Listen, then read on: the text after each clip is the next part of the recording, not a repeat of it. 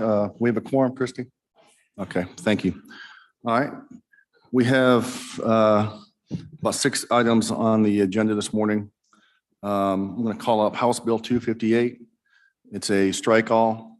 The strike all amendment, all it does is it puts the statutory language in for the public school building loan fund that we passed out education earlier this year. It went to appropriations and it became a loan program. So I just put the language in there to keep the vehicle alive in case we can get to conference and we can go ahead and decide what we want to do on that, the building loan program. So we're going to keep it a loan, we're going to keep it a grant.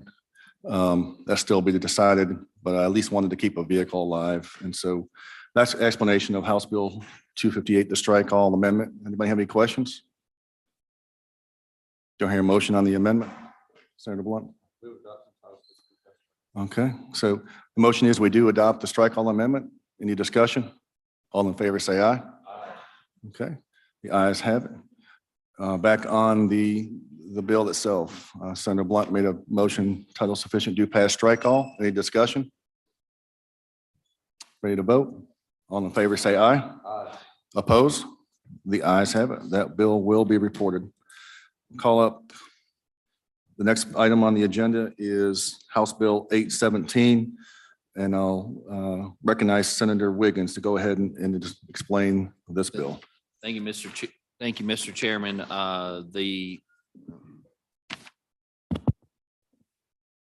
Chairman. The optimum language that's being amended is on lines 264 to 268. This is our collaborative bill. In short, when what this is doing is raising the statutory funding amount to meet the obligation that was in short agreed to when it was put into place. And the collaboratives have been in essence subsidizing some of the things that we've been doing. And so this simply raises the early learning collaboratives funding amount to $2,500 in a full day program and $1,250 on a half day program. And why that's significant is when the program was developed, it was based on how much it costs to educate a child of a high quality nature, which ranged to around $4,500. So that's what we're doing. Okay. Thank you, Senator Wiggins. Senator, would it be correct that to say the last 2 appropriations bills, we've been funding the ELCs at this rate? Thank you. I'm sorry. No, that's correct. Would you say? Yeah, So- yeah, that's right. So we've been doing this the last 2 years in the appropriations bill. We're just trying to codify it in this House bill. Does anybody have any questions for Senator Wiggins? Senator Bryan? There are a number of references in here to charter schools and charter school teachers. It seems to me this is another attempt to divert money from public schools to charter schools. And I don't understand why that language has anything to do with what Senator Wiggins is trying to accomplish. I don't believe that there's any attempt. I mean, the language may be there and it may just come out in conference, but I don't have any intention of making any changes to any charter school laws. at this point. Well, there are references in here to charter schools and Section 3, for example, is solely, as I read it, new language involving charter schools. If I'm on the right bill, I may not be. No. I'm sorry, I was off on another bill. Senator Bryan, what line are you looking at so we can?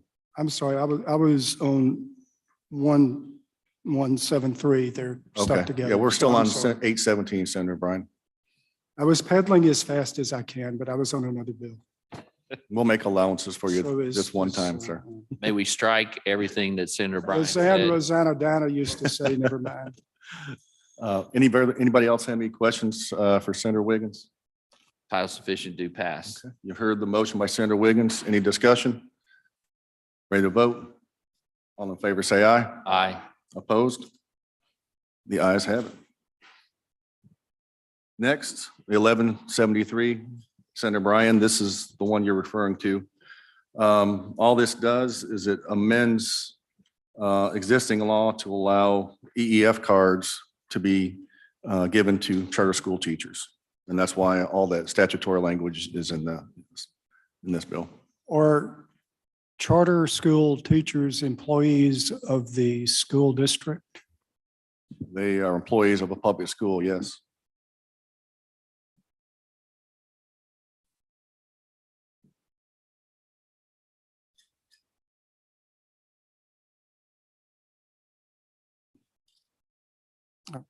Okay. Any further questions? Any further discussion? All right. We have a motion on 1173. Senator Blunt. Title sufficient do pass. You've heard the motion. Ready to vote? All in favor, say aye. Opposed? The ayes have it. That will be reported to appropriations. House Bill 1365, teacher assistant salaries. This is a strike-all amendment. The strike-all language is the language that we passed out that the Senate, that was sent to the House, that prohibits local districts from reducing their contribution to TA salaries when the state increases the minimum pay. As you recall, other districts were reducing their local supplement and thereby because of the state increase in theirs. And so I'll yield for any questions. Senator McMahon. Senator Barrett, so there are school systems that did not implement the pay raise that we intended for our assistant teachers. Basically, they kept their salaries the same. They just reduced the local supplement by the amount of state increase. And this will prohibit So that. our assistant teachers play a vital role in assisting the primary educators. This is a way to strengthen, to be sure that they're not reducing their salaries, that they honor the intention of this legislature and this committee. That's correct. All right, thank you for that. Thank you.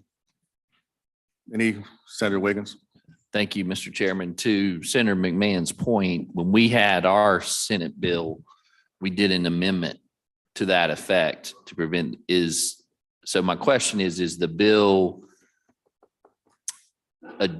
have our amendment language or something similar in it? And if it doesn't, then my motion would be that we include the Senate amendment that we did on the original bill or the Senate bill. Senator, council does tell me the language that you amended to put in there that provided for reduction. Oh, because this is a strike all. This is a So we're strike all. putting okay, I'm sorry. So we're putting the one that we amended into that. Okay, That's thank correct. you. That's Sorry. correct. Thank you. Any further discussion on the strike all? Any motion on the strike all? Okay, you've heard Senator McMahon's motion to adopt the strike all. Any further discussion? Ready to vote? All in favor, say aye. Aye. Oppose? The ayes have it. Back on the bill, Senator McMahon, you make motion title sufficient do pass strike all? Okay, all in favor, say aye. Aye. Opposed? The ayes have it. That will be reported to the calendar. I want to skip down to House Bill 1390, absence education, and we have a strike all, and I want to recognize Senator McMahon to go ahead and explain the bill. Mr. Chairman, thank you. And I've also spoken with the chairman in the House, and he is aware of this. The federal government, this is a abstinence and abstinence plus education bill, and the federal government has changed some of the language in DC. And on line 13, we will amend it to include or sexual risk avoidance education. That's what the feds are teaching now, and to be in line with the grant programs that are available, that needed to be included in this. This piece of legislation. In addition, on lines 34 and 43, we're updating wedlock to the feds now use marriage as the term. So that's all the bill does it, and it keeps the rest of the bill intact as far as what came from our colleagues in the House. I'll be happy to yield for any questions. Senator Wiggins. Thank you. In principle, I support the amendment. When the feds get involved, that always raises Yeah. a red. So how are they, if you could paraphrase sexual risk avoidance? It's my understanding, it's a more inclusive type education for sexual risk avoidance. It does not replace abstinence only or abstinence plus. Those are still available, but to draw down some of the new grants, you've got to have that sexual risk avoidance education. Does that answer your question, Senator? Any further questions? Hey, Senator Norwood. Thank you, Mr. Chairman. Do we have any data regarding the effectiveness of this abstinence and abstinence plus? Yeah, there's all kind of data available for that. I don't have it with me, but last year I provided this committee when we passed a bill similar to this. I provided the information from Department of Health that it was working, that STDs were down in the state, looking at abstinence education in some areas of the state. Now, I mean, you may want to look at it again because the data that's most recent data that I've said is showing that they're up. So, I mean, I just think it's important if the source of funding is coming through, is it through DHS or is it through MDE? The source of funding comes from the Federal Department of Education. I mean, it comes through MDE. Yes, sir. This is to draw down additional dollars for this purpose. Now, there's no money in this bill, but it allows organizations to draw down additional funds. I mean, I would just like to see the data. So, I mean, if it's effective, certainly, but if it's not effective, if we're going to, I just think it doesn't matter where the money comes from. Right. If Senator McMahon, will you provide, if this makes our committee, we provide that to Senator Norwood before you take it? I already have that requested in the Department of Health. Vital statistics. They just didn't get it back to me in time. What the House bill also does, it takes out the repealer date, and I'd like for the repealer to be put back in there, or at least a reverse repealer. Senator Boyd, you make the motion for reverse repealer? Yes, sir. Okay, let's go. Any discussion on Senator Boyd's amendment to the amendment? Senator Bryan? Well, I'm confused procedurally, but I think it would be well if we had a repealer of this bill in 2026. So I don't know if it's an amendment to the amendment or how I would go about doing that, but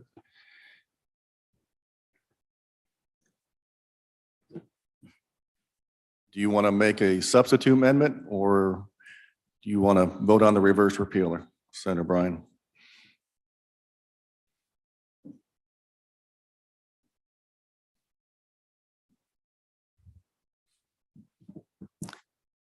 I think, I'm not quite sure how to word this. I'm certainly tying myself in knots, but I'm worried that if we have a reverse repealer without the 2026 language, so what if we, tell me if this would work, that it takes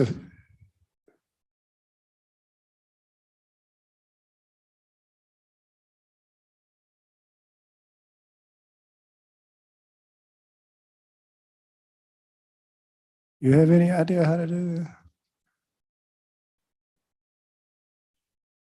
I had discussed with the chairman because I wanted to kind of look into the federal, a little bit more into the federal language, just a little bit. So I had discussed with the chairman possibly offering a reverse repealer in this so that I could delve a little bit more into what the feds or what this kind of language means for the feds and all of that. So that was my proposal today, kind of. Mr. Chairman, this is what I want to do. Maybe somebody can tell me how to do it.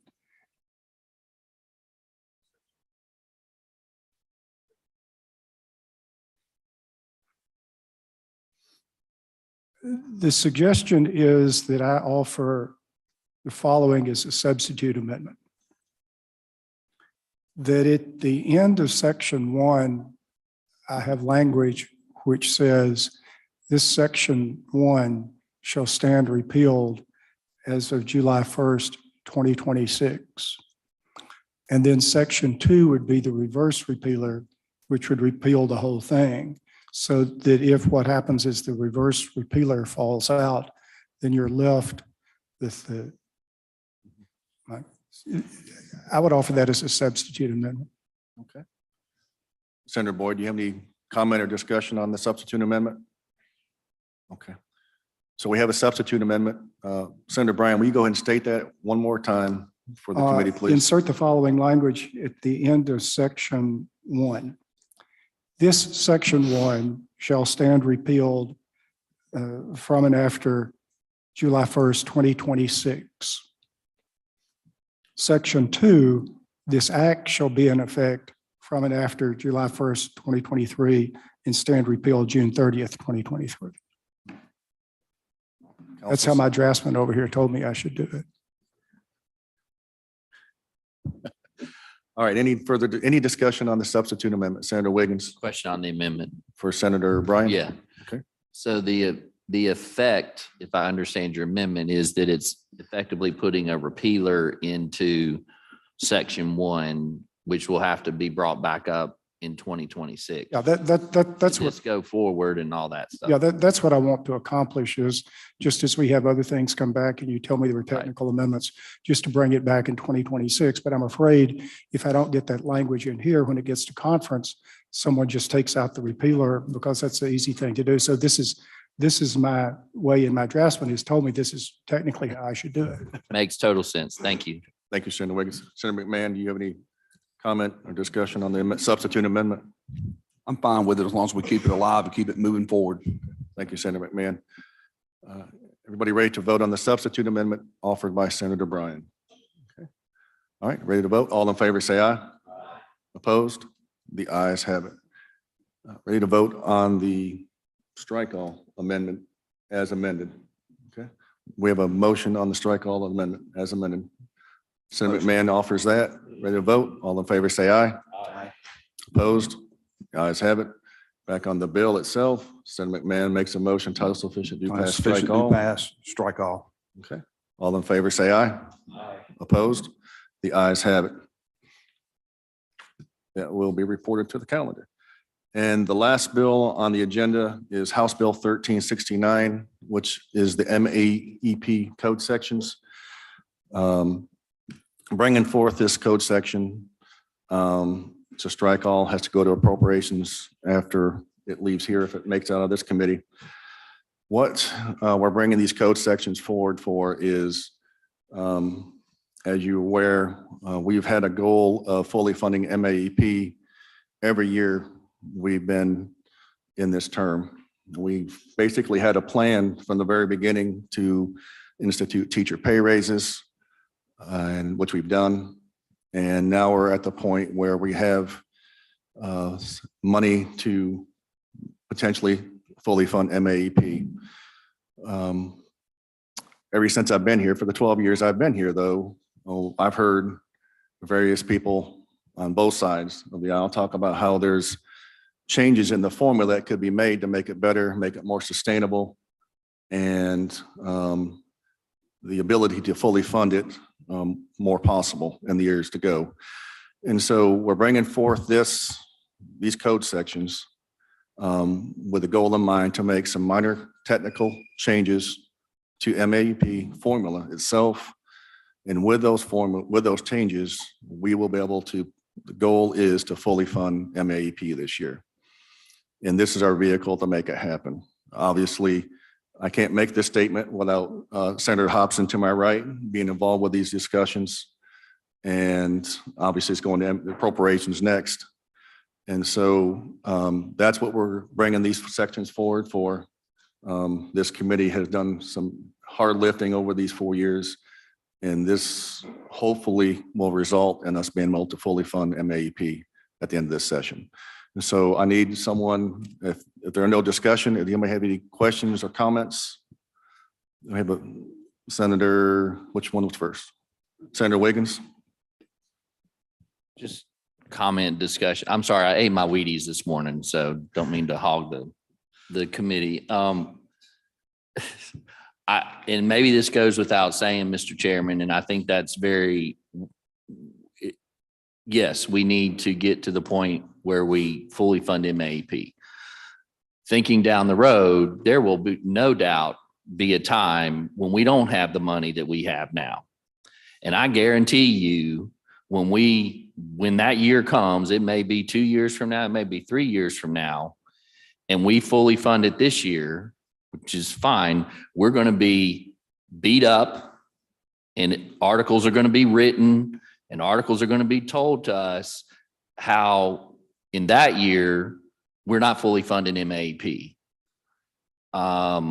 We know how the appropriations process works. So I just want to, I think it's a goal that we need to achieve to, but I just wanted to go on the record because I think we know how this process works.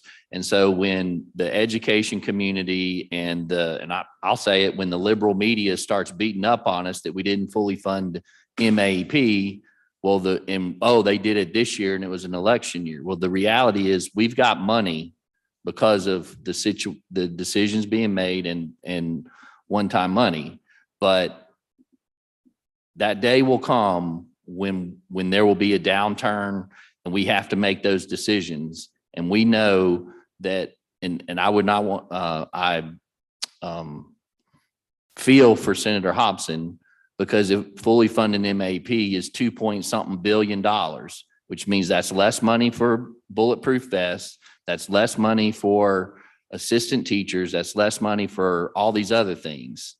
And I just wanted to know that. And I think the chairman knows that, but, and I know a lot of people have worked on the MAP formula and it's a good goal to reach, but the appropriations process is what it is. And you only work with the money that you have available. So thank you. Thank you, Senator Wiggins. I think it's a valid concern. However, I will say this, this is not something that has just come up overnight.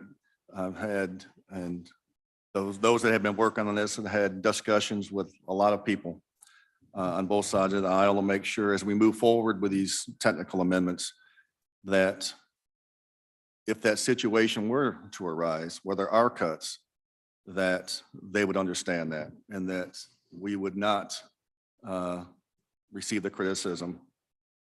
And, you know, I think for 4 years now, the education community has trusted this committee to do the right thing.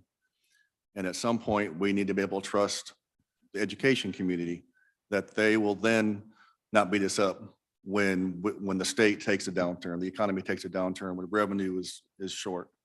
And so I'm willing to place my trust in the education community because they place it in me as chairman, a new chairman, and they place it in this committee. And, you know, I don't have any concerns going forward if revenue were to take a downturn and cuts were going to have to be made because we will have fully funded MAEP if that happens. And we've shown a willingness to make that happen. And we will do it if and when the revenues allow for it. So, Question for the chair. yes.